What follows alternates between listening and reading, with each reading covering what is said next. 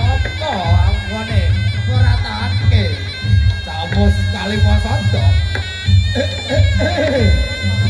Ayo di adikku dibubarana di. Iya kakak. Pangestuku tampanana di. Pak Bundi kanggo jimat. Iya.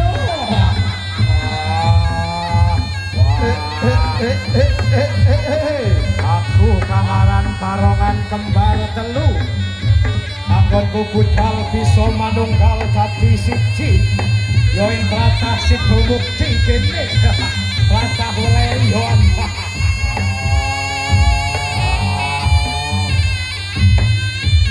Telu kudering telu.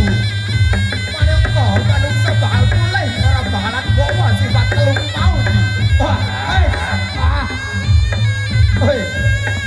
Wah, bos.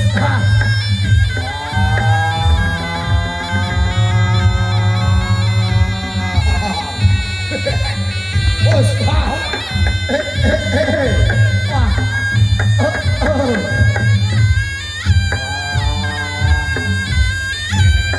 Dewe tegal bakal gawe gambaran wujude menungso sing ana ing wulan suci bengi kancane padha poso tapi padha manggon ana ing warung aling-alingan mung sikile tok ingkang ketara ya kuwi mau aku wujude barongan wis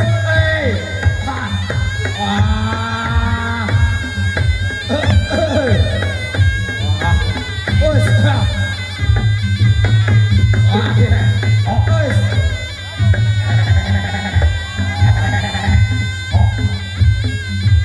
Iki bojonku karongan kembar telu. Ingkang kecil ya padha-padha saking alas Sidomukti kono. Tri kembar telu. Kang bisa manunggal dadi siji. Bisa tata calma sesowanan marang Kakang Kulusutresna Budaya.